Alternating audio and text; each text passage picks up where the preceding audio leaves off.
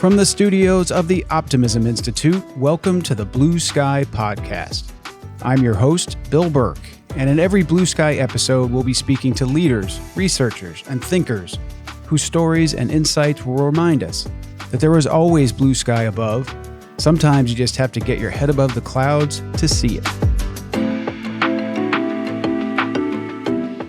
On today's episode, we're going to turn our attention to children and the hard work being done by my guest, Rob Watson, and his colleagues to create a more equitable education system for young people in the United States. Rob is the Director for Partnerships and Community Impact at the Ed Redesign Lab and Secondary Lecturer on Education at Harvard Graduate School of Education. Prior to joining Ed Redesign, Rob served as a consultant and advisor to organizations that include the World Bank, the Inter-American Development Bank, Harvard College, Tufts University, the Foundation for Louisiana, the Institute of Politics at Harvard Kennedy School, the Obama Foundation, and the Harlem Children's Zone.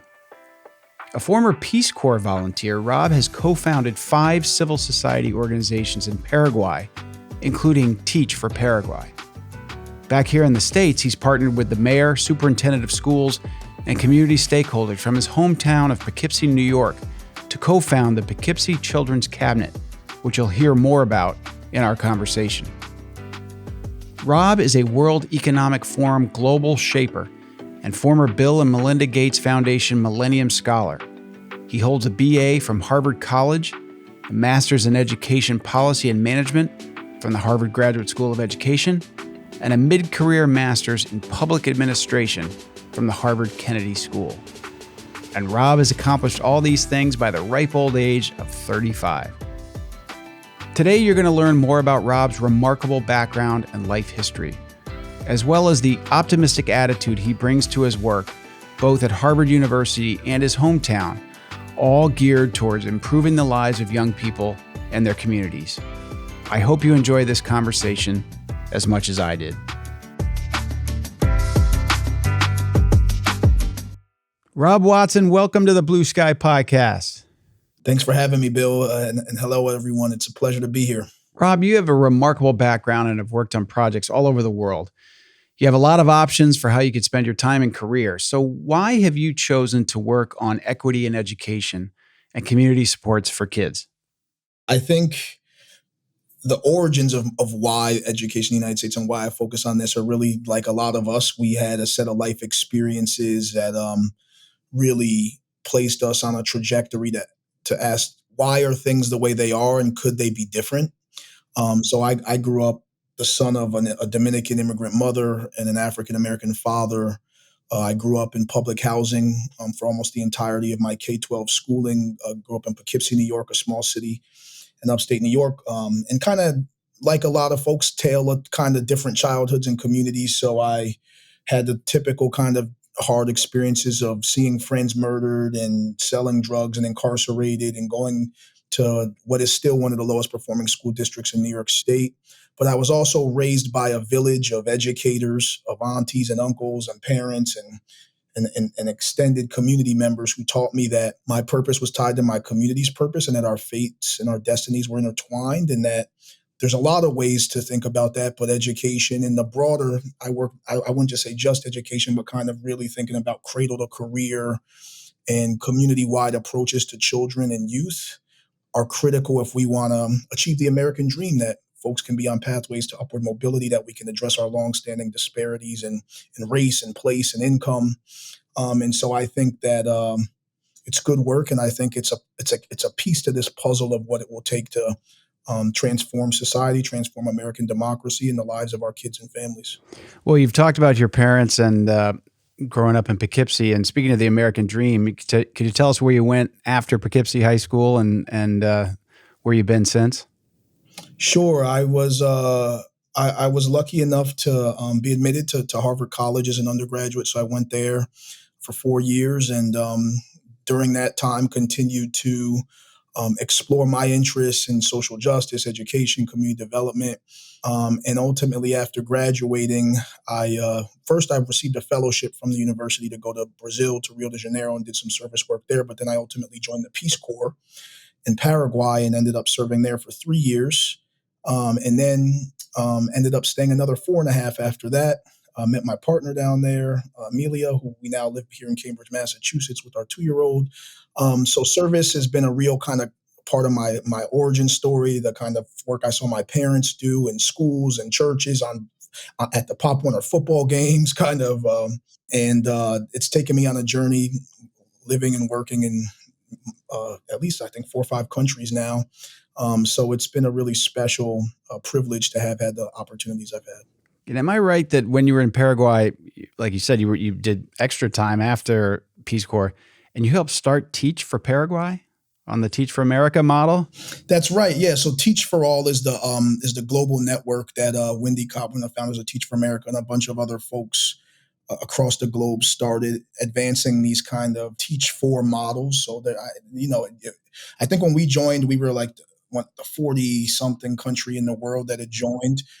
So yeah, it was myself and a small team of us who were young professionals, and we did kind of the work that's needed to join the network, secure a partnership with the Ministry of Education, and now it's a fully fledged nonprofit. Had dozens of folks who've served as Teach for Paraguay members. It's got a executive director board, and it's a self-sustaining organization. So yeah, I did that. And I also helped at the time the Paraguayan government start its first national youth service program.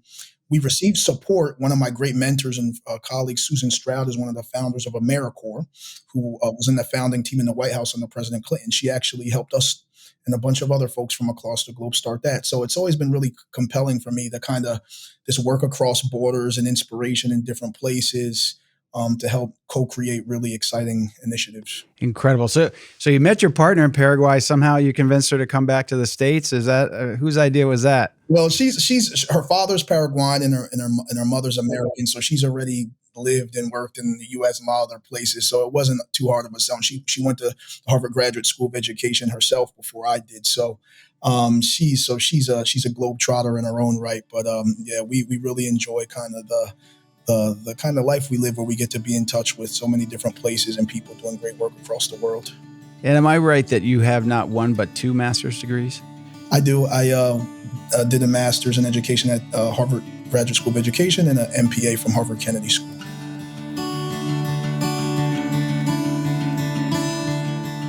Listening to Rob describe his upbringing, it's easy to see why he's chosen his line of work. And soon you'll hear that it also explains some of the models he's developing and implementing. They involve supporting kids outside of school hours with a collaborative, community-based approach. Being raised not just by his parents, but also by aunties and uncles and other families and friends left him believing, as he says, that, quote, my purpose is tied to my community's purpose, unquote. Now back to our conversation, starting with some background on how I was first exposed to Rob Watson. You and I first met. I was fortunate enough to do a fellowship at Harvard and audited your class with Professor Revel on collaborative action for children. Can you explain to us a couple of things? One is define collaborative action for children and what that model is. And then also you're part of the Ed Redesign Lab at Harvard School of Education, what that's all about and what you're trying to accomplish.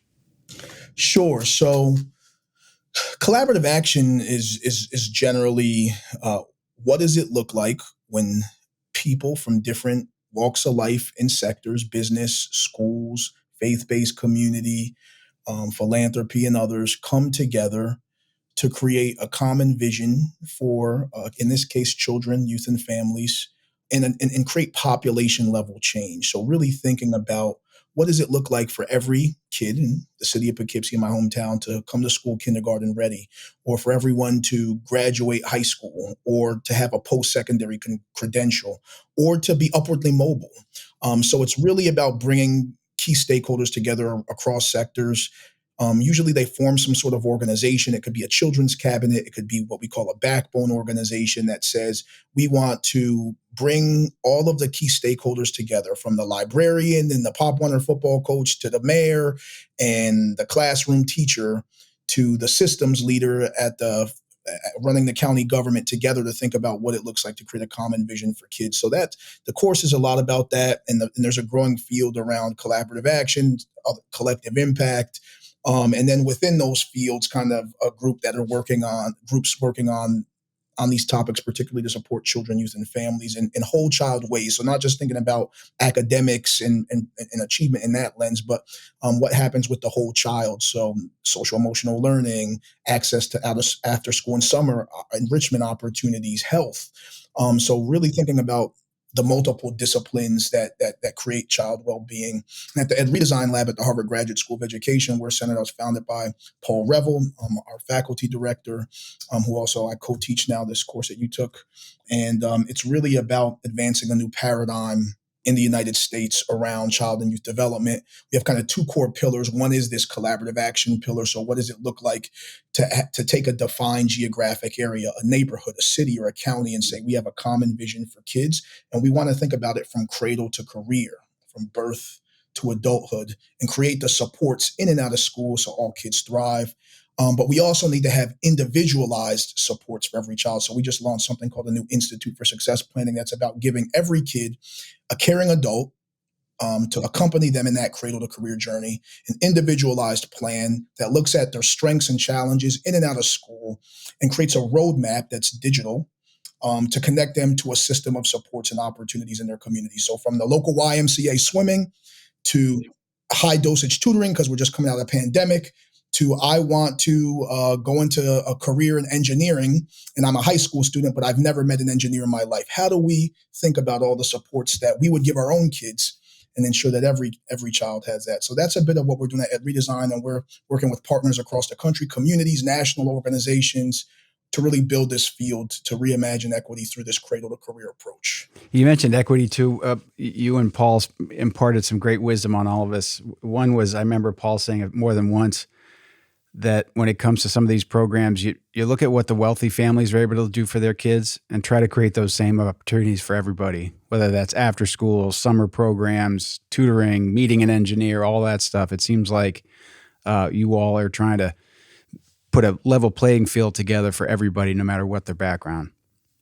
I think that's right, Bill. And I would say that that's been a distinguishing element of my journey. Was I had poverty in terms of income and environment in certain circumstances, but I also had a wealth of exposure, of relationships that I think made all the difference in who I got to become. And when you hear a lot about folks who just in immensely difficult odds were able to kind of beat the odds, it was often these kinds of relationships of support. It was having that person in your corner. It was somebody who was that mentor. It was someone who said, oh, you can do something different. And what we talk often about our lab is not about beating the odds, but changing the odds. So we don't just create, it's not just about outliers, but it's about designing a system that meets children where they are and give them what they need. And we often say, you'll recall this, that between kindergarten and 12th grade, kids spend 80% of their waking hours outside of school, only 20% in school. And yet we expect schools to resolve everything.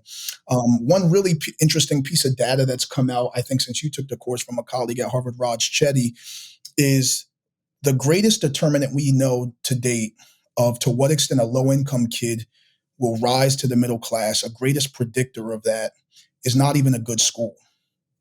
It's to what extent that low-income kid has friendships or relationships with people who are non-low income. Social capital. So Raj did it was on the front page of the New York Times last summer. So there's a lot happening, I think, in our field too around, it's not that schools are not critical, they are not sufficient, and we need a broader sense of how we are going to support families and young people if we want to achieve the American dream.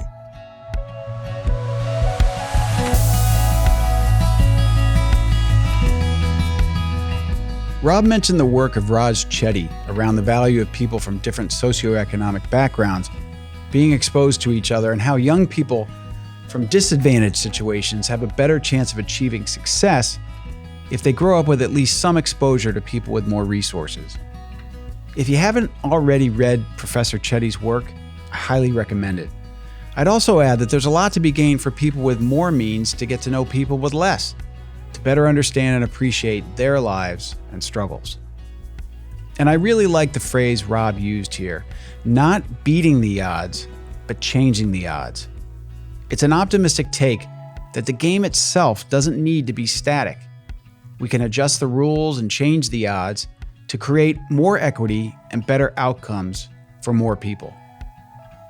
Getting back to Rob's personal story, I wanted to dig a little deeper, and I asked him about what the biggest influences were on him when he was growing up. For me, I was extremely lucky because it started with my parents. So I grew up with my mother and my stepfather, living with them in public housing, and I have six younger siblings, from my mom and my stepfather, and another sibling from my father and a former partner of his. So they both, all three of them, injected into me like this fierce belief that I was capable of anything. And my father was the one really who was, he grew up in the city of Poughkeepsie himself, from an African American family that came from the South. And he was an educator. He went from being a custodian at our local high school as a teenager as a part time job to he became superintendent of schools at one point. He was a principal and educator. So I grew up between my mom's household and his. He was somebody who always believed in the passion. Education was the first person ever brought up a Harvard and always took me and my sister, his daughter, to visit college campuses since we were young. So I had the benefit of having grown up in both a very high poverty household, but also having some of the exposure that typically middle class kids get. And I think that really created kind of this mix of opportunities and exposure that helped kind of center my justice nerve to care about these things, but also to expose me to like a path that was different. So I did have other adults, coaches, and teachers, and that along the way that helped guide my journey. But I was lucky in the sense that I had kind of parents, and then aunts, uncles, others who all poured into me this belief that if you give it your best shot, and if you're smart and about how you approach things, there's nothing you really can't do. And it sounds cliche, but that was really the message I got. Well, and having a dad who worked his way up to superintendent, that could go both ways for the child. That could either say, boy, I really want to be in education, or that is the last thing I want to, because I know being a superintendent in a public school system is really tough. So what was it that you saw about his work and his climb to that position that said, you know what, I want to do something around education as well, as opposed to going off with some of your Harvard classmates to Wall Street or consulting firms or the other opportunities you surely would have had? Yeah, I suspect like a lot of my best and most painful memories are around public education. I remember when my father was my sixth grade principal, and the joy he helped bring to our Poughkeepsie Middle School, which to this day has a ton of challenges. But there was a moment when he was principal and he came on, and it was really, I saw the teacher morale change. I remember being a kid in that school, and kids who are from the most difficult challenge households, their demeanor change. I got to see up close what like building a community in a school and beyond the school looked like. But I also got to see really hard things about, schooling. And I was lucky because I got to see the kids that I started school with. And then each year went by. Then when I went into kind of the honors and the AP track, and other friends didn't, even though we lived in the same neighborhood. So I got to see kind of that juxtaposition throughout. And, I think it just, again, I always was like taught to like find my purpose. Like it was always, so there was always this sense that like, your gifts and your privileges and the affordances you have, whether they're natural gifts or ones you just work really hard to accumulate, it ain't just about you. And if you think that's the case, you're lost. So I think naturally seeing him, but also my mother in the church. She did a ton of stuff in the church. My stepfather was a Pop Warner football coach. He was also a corrections officer in prisons in upstate New York. It was just, I was getting it from all angles. So I think the question of like, our community is only as good as how we treat our kids and our families was like a central message always for me. And it was just a matter of like how I would go at that question. Would it be through a school? Would it be through a nonprofit? Would it be through a mix of all of the above? And now I think I'm kind of this cross-sector leader trying to do it through multiple angles.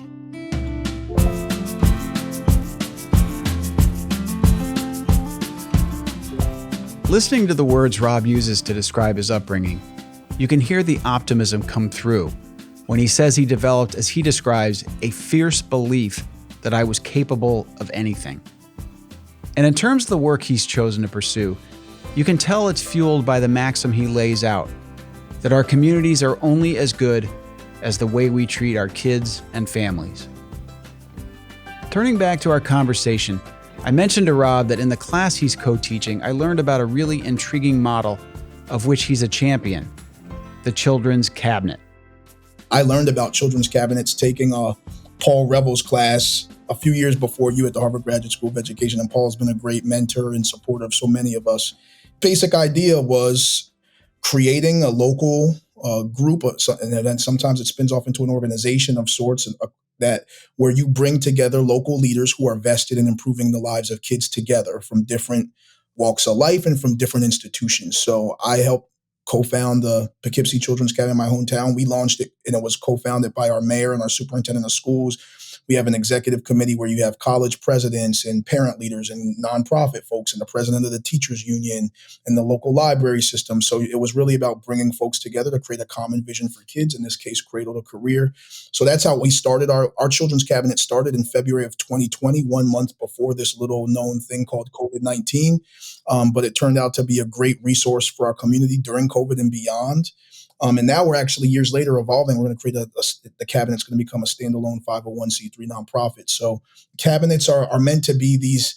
It's kind of the situation room for kids, right? Like how do you leverage the assets in the community that you have to move the needle in targeted ways for kids, and where there's gaps, where things are not, the resources aren't there, the talent isn't there, how can you use this collective brain trust to move the needle on longstanding challenges? So that's the charge. We got a lot of work to do in Poughkeepsie, but there are a lot of people doing this work across the country further along than we are that we're learning from. But children's cabinets fundamentally are about, again, creating a community-wide approach to child and youth well-being. And it seems one of the things is different about it is back to what you said before about kids spending 80% of their time outside of school, which is always an eye-opening statistic. And then you start doing the math and it makes total sense between summers and after school and everything else. So much of a child's development happens outside of school. So versus a school board, which by definition is focused, a bunch of volunteers for the most part who are focused on what happens in school, a children's cabinet is really everything surrounding children in that community and getting folks around the table, like you said, from all walks of life who might help in the development of children. Is that a good way to think about it? Absolutely. And it's about a paradigm shift fundamentally in how we think about whose job it is to ensure the prosperity of our children. Is it just the teacher and the principal and the school district's job, or is it all of our job? And should we all put skin in the game? And should all of our institutions commit something? We all want, our kids to thrive, but to expect schools to do it alone is I think it's been proven, in the pandemic only proved it even more clearly. It's just not a sufficient intervention. So it really is about how can we come together as a community across our differences, and sometimes leveraging them in good ways to do what's right by our young people and families. So if someone's listening right now and they're in a community where they think, gosh, this is a cool concept, but how in the world would I ever start this? How in the world do you ever start it? What did you do in Poughkeepsie? Did you just, start making calls? Did you lay out the case to whom? How does one go about doing that? Because once you hear the model, it makes such sense. But you've got to start somehow, and it's not easy. And I'm sure you had people who wanted to be on the cabinet that might not have made the most sense, and people that you wanted who said no. How do you get through that? Sure. Well, we started like that good quote. It's always a small, committed group of dedicated citizens. That's all that's ever changed the world. I can't remember who was the first. There's been a few folks. I can't remember who was the first one, but it was that. It was myself, two colleagues, James Watson, a Poughkeepsie native, and Kylan Greer, who grew up in the city of Poughkeepsie, went to the public school system with me. She was a couple years younger than me at the high school, and a few others who were exposed to this idea of children's cabinets and grew up in our community, saw like a lot of the strength of the community, but also the challenges. And we decided to organize a summit in August of 2019 called the Poughkeepsie Summit at Harvard. We used a catchy name to get folks to leave the city of Poughkeepsie, come off site. I was working at the Harvard Kennedy School at the time, and come off site for 2.5 days, I believe, and talk about some of the big challenges our community was facing and the opportunities in front of us. Two convening topics were creating a collective impact approach to kids and youth. And the other was, how can we attract and retain talent to the city of Poughkeepsie in the Mid-Hudson Valley region in New York State? So we reduce brain drain and the flight of young professionals, and kind of a message that a lot of people told me growing up, which is leave Poughkeepsie and don't look back. So those were the two convening topics we put in front of our local leaders, folks from the Ed Redesign Lab. I wasn't working there at the time, and they shared what was happening across the country.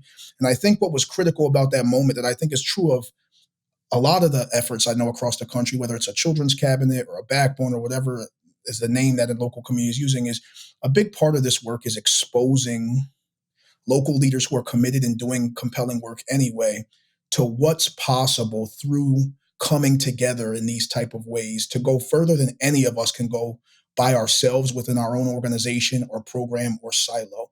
That there's some sort of value add to what we all care about when we join forces. And so for us, it was having that small group of local champions. We all had relationships in different segments of the communities. We then had those relationships help us in reaching out to others, form the cabinet. We had two leaders at the time, our mayor and superintendent, who also were really compelling as kind of conveners with us of this. But ultimately, I think it was that critical mass of a few, 3, 4 people who said, we want to come together and think creatively about this, but then having the opportunity to have the exposure to what was happening across the country around this. And I think much like we want that young child to know there's a whole world possible out there for them, people doing social change work need hope too. I was with Jeffrey Canada a few weeks ago with 18 City of Poughkeepsie leaders at the Harlem Children's Zone for 2.5 days. His team is supporting us on a Cradle to Career strategic plan. And he said, despair is infectious, but hope is too. And I think to this point of this podcast you got here, but I think like optimism, to create the optimism we want, you have to expose people to what's possible despite the many challenges we face in a day to day. And so it's not obvious that we create the exposure moments to like level up what people think is possible. So one of the big things I think we've done these past few years is just expose local leaders. There's a world out there outside of Poughkeepsie where a lot of cool things are happening. A lot of people like us, lay people who just care. And let's learn. And we have a lot of great things going on in our community, but we can learn a lot from others. And often doing that, a lot of serendipity ensues. Oh, that's beautiful. And Jeffrey Canada is what a great model, and just like the human embodiment of optimism from everything I've ever seen of him and his work. So that's the Harlem Children's Zone, it's called, I think. So that's something that, so if someone wants to learn more about his work, that's there. Is there information about the Poughkeepsie Children's Cabinet that people can access online, or others around the country you'd point people to as examples? Sure, yeah. We're Poughkeepsie Children's Cabinet. You can just Google us and you'll find I think it's pkchildrenscabinet.org. The Harlem Children's Zone is really the pioneering organization, and in many ways is kind of the inspiration for this whole field. What Jeff and the amazing team has done there. They were so successful in Harlem. They recently launched the William Julius Wilson Institute at Harlem Children's Zone, which is now supporting communities across the U.S. in this field building work. And I'm privileged enough to work with them and receive support from them through the Poughkeepsie effort as well. And they're really helping communities grapple with what does it look like to tackle these messy problems, but create a pathway forward through this cradle to career approach. And I'm also lucky at Redesign Lab here at Harvard to be doing the same thing as well. So I think, for folks who are thinking about this, definitely there's a field, there's a movement happening across the U.S. and there's different organizations, Harlem Children's Zone, purpose-built communities strive together. There's partners for rural impact doing this in a rural context. So there's an emerging field happening here. We talk about it often with Paul Revor, the way social entrepreneurship became a field. And folks at the top business schools started saying, I think it was Milton Friedman who was like, it's only like markets are only meant to make profit. It's like, no, you don't have to make that false choice. And that became a whole field. Is the same way this kind of cradle to career, collaborative action field is emerging with schools continuing to be critical, but a broader, bolder cross-sector approach to supporting families on the ground.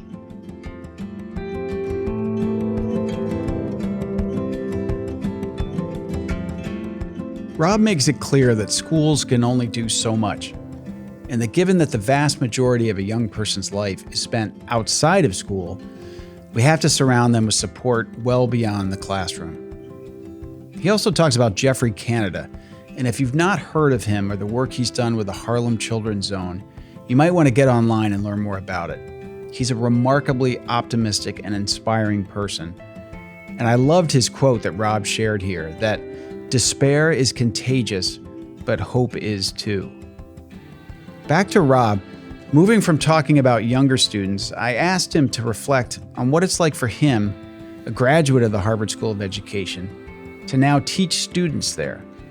I think working in graduate school is with graduate school students is incredible because I'm not too far removed from that experience myself. Only I'm 35 years old, and I've done my master's recently in my 30s, so it's been very fun to just see students who are grappling with the same questions I've grappled with and continue to be helpful to people who have places or issues they care about and are trying to make those connections between what they are learning about in school and an actual topic or a place that they want to apply those learnings to. I think because I'm a recent kind of graduate of several master's programs in the last, I don't know, 5, 6 years. I also think I have still a student perspective on the teaching and learning and like how to like what really sticks and how we should make good choices. So I really have found it tremendously rewarding, and also just to be someone who can help be a connector, make connections for students. It's like, oh, I had a student from Salt Lake. They were like really interested in this work. They're like, oh, I would love to know. I was like, well, do you know about this cross sector initiative happening in your hometown? Like, oh no, I didn't. And, we can facilitate those relationships. So Paul, who I co-teach with, is a master of that, and I try to do the same, which is really support people in their journeys and in their careers to find the spaces and the places that will bring meaning to them based on their interests. Well, one of the things I think you personally do particularly well is you straddle that line between academia and actually rolling up your sleeves and doing the work. I know it can be frustrating sometimes for students, and I think maybe even more so graduate level, maybe not, maybe more undergraduate. But you sit in class and you say, well, this person's never actually gone out there and done this, or what are they? It's all just academic and it's not real world, get your hands dirty kind of stuff. And somehow, I don't know when you sleep, because I looked at your LinkedIn profile and I don't know how you get it all done, but helping out, co-teaching a class, Poughkeepsie, which is a bit of a drive, children's cabinet, how you get it all done. But I would think that's something that you really bring. I know it. I've seen it. Something you really bring to the class.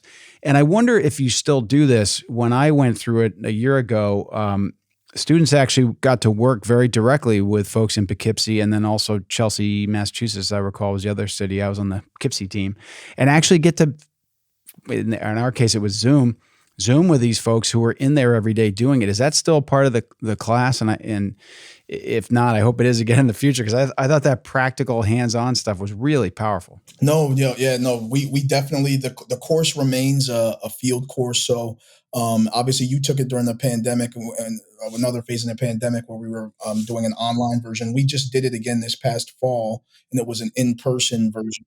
And we worked with Chelsea, Massachusetts, again, in Cambridge, Massachusetts this time actually as well. So we had Paul ran point on the Cambridge team, and I ran point on the Chelsea. So we had visits to the community.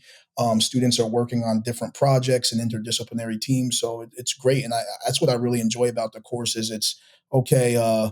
We've learned about all these amazing concepts, and I buy your argument. Yeah, we need to bring people together to solve these big messy problems. But what do I do when I wake up on Monday morning and I'm with this local community with people who are trying to do the work, but they have to limited time.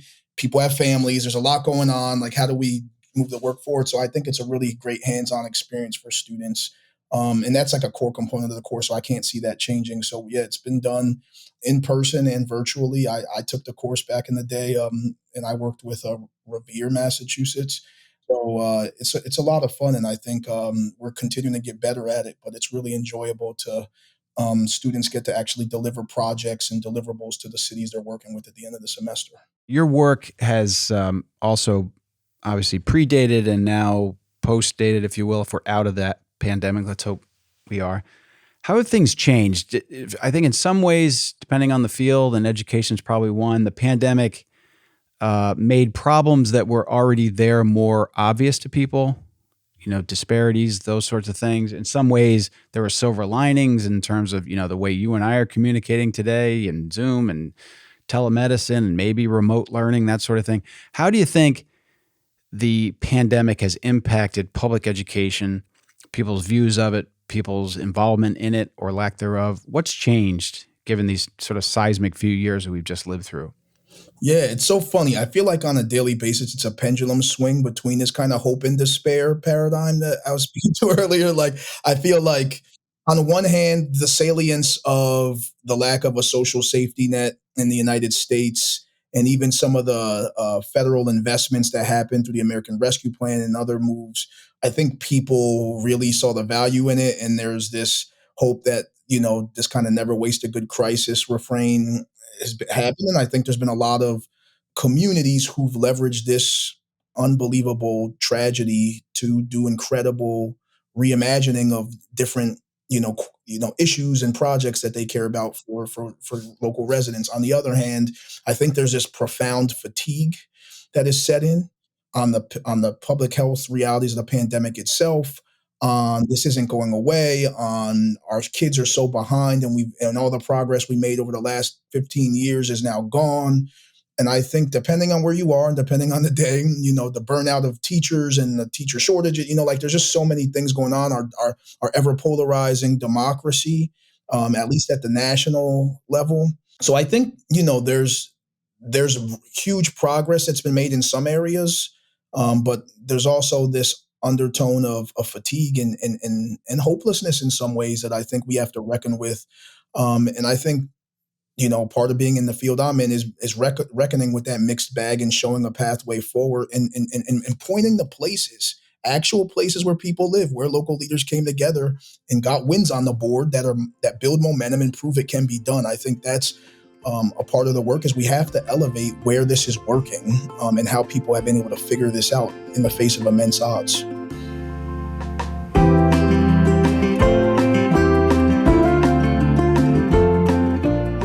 Rob's phrase, reckoning with that mixed bag and showing a pathway forward, is a great description of the role of true optimists. They understand that things are far from perfect, but they grapple with that knowledge and try to set a path towards a better future. And I think that with life's mixed bag, it's really important to stop every once in a while and take stock in your wins. Any victories, big or little, that you've achieved in the work that you're doing. It was in that spirit that I asked Rob about whether he could point to any wins in the short period of time since his Poughkeepsie Children's Cabinet was formed. You mentioned wins on the board. You started the Poughkeepsie Children's Cabinet at a tough time right before the pandemic, so you haven't been at it very long. To me, there's a win just of having set it up and gotten the people around the table and focused on it. Do you have specific wins that you can point to or things you say, okay, we've already done this, what's next? What are the next things? Are there wins you can point to already? Sure. So when we got started, there was like emergency COVID response wins we got. So that was like, March 2020. We convened our children's cabinet, and the school district sends every kid home, like everywhere in the world. And low income kids, we didn't have access to digital devices or internet. So we were able to raise as a cabinet $150,000 in a few days, handed that check to the superintendent of schools to get more laptops because the state aid hadn't come through yet to provide one-to-one devices to every child. Our library director raised his hand, had 50 Wi-Fi hotspots on reserve, handed that to the school district to help support families that didn't have internet. So we got quick wins. We then knew that there was a ton of federal aid and state aid coming to families who were experiencing hardship, but access to information was a problem. So we had to create COVID-19 response guides in English and Spanish for our community members, and we tried to embed that at food pickup for families, so we could really make sure everyone was aware of the benefits and supports that were available to them, to community. We held community-wide town halls with the mayor and superintendent on these things. So we did a whole set of things on like COVID-19 response that was like, if we come together as a community, we are greater than the sum of our parts, right? Like that we can prove it can. So that was like phase one, if you will. Phase two was, okay, we've done that, and we need to start thinking more about the kind of systems failures that the pandemic just exacerbated. So we partnered with the City Connects program at Boston College on this idea I talked about earlier, success planning. What if every child had an individual plan to help them with their in-school and out-of-school needs? So we piloted that into the Poughkeepsie Middle School with a grade to see what it would look like to provide students with an X-ray of how they're doing in and out of school, and have an adult whose job it is to connect them to the greater set of offerings in the community, whether it's mental health or after school programs, or other kinds of enrichment opportunities. So that's now growing. That happened about a year and a half ago, and we partnered with our county government and our school system to launch that. We convened two citywide working groups in early childhood and out of school time to really understand at a deeper level why disparities were playing out in those areas. We worked to advocate for our city government, a small city government, to create its first ever division of youth opportunity. The cabinet helped co-author legislation that was later approved by the city council. In the cities like Poughkeepsie, historically the city governments handle police, potholes, sewer, right? Like they're not creating full-blown youth development staffing. And now we recently hired our first Division of Youth Opportunity Director. That was a community effort that helped really have that happen. And now we're really swinging for the fences. We're creating this standalone 501c3 with the support of the Harlem Children's Zone. We're developing a 10-year cradle to career strategic plan that's going to bring our early childhood providers, our after school and summer providers, our college and career folks together and say, we need to create a common continuum of supports and services so no kid can fall outside of our ecosystem of support for kids. We're going to measure data on each child, and we're going to look at population level outcomes like kindergarten readiness or college graduation or employment, and we're going to figure out what we need to do together to move the needle for kids and families. So the sophistication is growing, but we still every day have to live with the real challenges of what it looks like to do this work. But we have a lot of things we can point to. And more than any one initiative, I'd say the fact that the mayor and the superintendent now pick up each other's calls and are working together collaboratively is an example. That just didn't happen in our community before. The city and the school district didn't work together that closely. The fact that our county government has now stepped up, which has more resources than both of them, and said, we're going to get on board on this. The fact that our biggest philanthropy is now saying, I'm putting skin, it's really our direct service providers are connecting with communities across the country trying to do the same thing. It's that cohesion that we aren't guaranteed to succeed, but I think we're guaranteed to not make the same exact mistakes we've made before. And I feel good about that. I like our odds. We're not there yet, but I like our odds. That's quite a list of wins. And it's interesting you talked earlier and you said it again that this is going to turn into a 501c3 because as you described these wins, particularly when you said raising that money at the beginning of the pandemic, that's often what a 501c3 organization's board of trustees would do. Part of your job often is to raise money. It's usually not, I can think if ever, the job of a school board to do that. School board has the city funds. It works on a budget, works on legislation, that sort of thing. So what you've done, I think, is created a whole new model. It's essentially like you're turning it into a nonprofit that is focused on surrounding children with supports. And if it means raising money is part of that, that's something that you do. And in some ways, it probably just providing great cover for the school board too, to focus on what they need to do.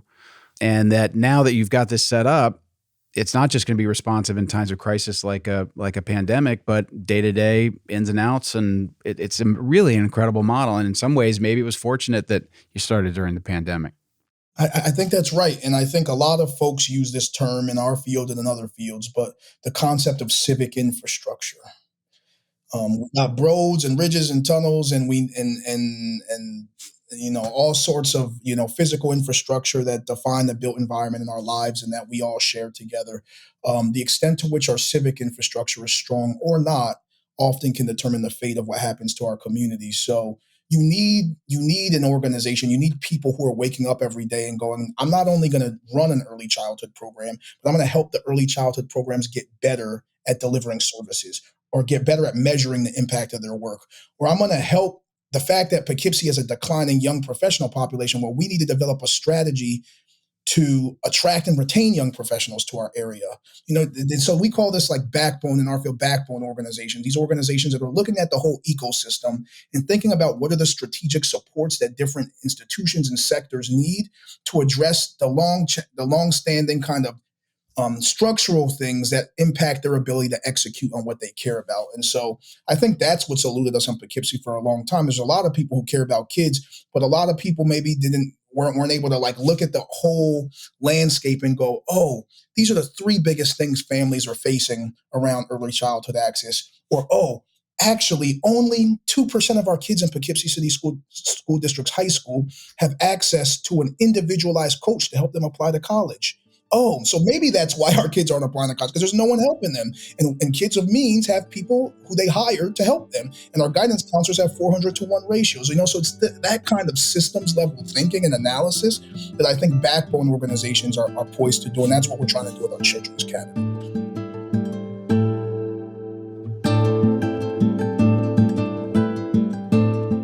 To be honest, I didn't expect Rob to have such a long list of wins for his cabinet's work, given it hasn't been in existence long and since it was formed during such a challenging time.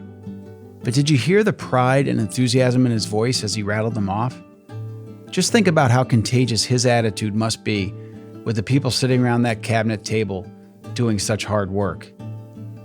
And despite acknowledging the uphill battle for Poughkeepsie schools and challenges like a 400 to 1 student to guidance counselor ratio, he's able to say that he, quote, likes our odds.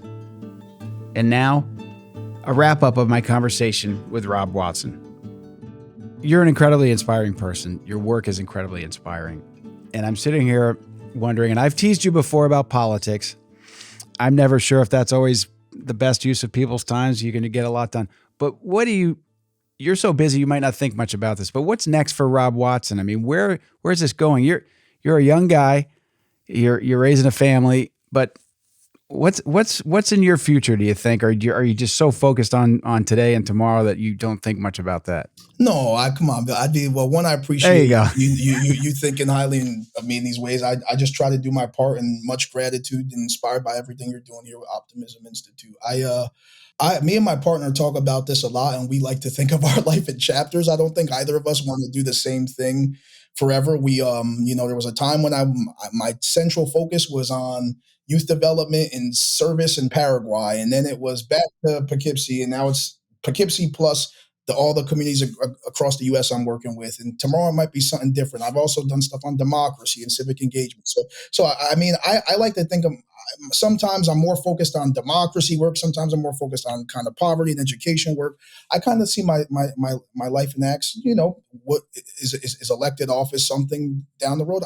I honestly don't know. I mean, it's something like anything you think about where you're best positioned to make change in the world. But Paul Revel talks often about the zigzag of folks like us who've lived a lot of lives, and I'm kind of happy and content with the adventure of letting things play out the way they're gonna. And but I do know that no matter what I do, I always want to be at the forefront of things that are consequentially improving society in some way, whether it's helping low income kids rise to the middle class, or whether it's making democracy better.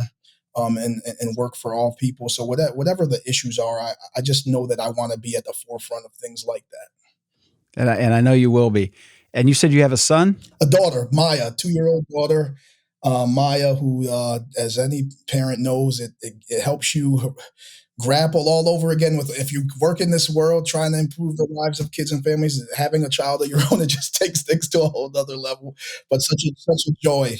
Yeah, and I bet you know too, because I asked you about your inspiration, and it was you started with your parents and watching your dad work his way up to superintendent, and whether you know it or not, and she's only 2, but she knows what you're up to, and she's observing it, and there's a bit of a circle of life thing happening here, because I think that you were inspired by your own parents, and I guarantee you're inspiring Maya with everything you're doing. You've inspired, I know, your students, my wife and I, who audited your class. Just all I can say is keep up the great work. You're a great inspiration, and I really appreciate, as busy as you are, you're taking the time to talk to me today. No, likewise, Bill. And yeah, I mean, it is something else to have a little one. I think it keeps us honest. And I think again, for all of us who are parents, who have privilege, I think it just only further begs the question of, I want everyone to get the same affordances that my daughter has. So it only regrounds me in what the amazing kind of things she gets to live, and the relationship she already has. She's been in more countries already than I've been to until I was an adult.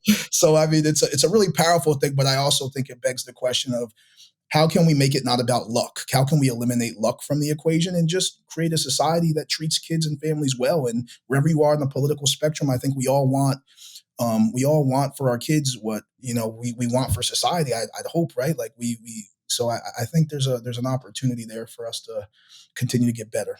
Well, Rob, you're an inspiration. I really appreciate your time. Thanks for joining me on my podcast. No, thank you. And I'm optimistic after this one. So you got to. I was already on your side, but you got a convert out of me. So keep going. This is deeply needed in the country and in communities everywhere. So just much gratitude to you for doing this. You got it. Thanks, Rob.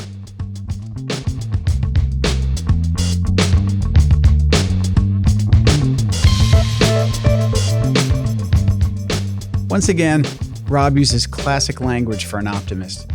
He describes the adventure of letting things play out the way they're going to.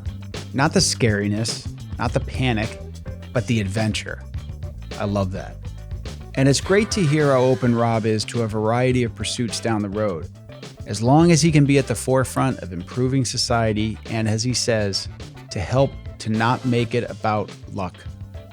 I hope our conversation today has given you some ideas about what we all can do to improve the lives of kids and families, and that you find Rob's brand of can-do optimism as inspiring as I do. I also hope you'll listen to more episodes of Blue Sky, and if you could take a few minutes to give us a review or a rating, we'd really appreciate the feedback. And also, please consider following the Optimism Institute on social media. Until next time, I'm the host of Blue Sky, Bill Burke, and I thank you for listening.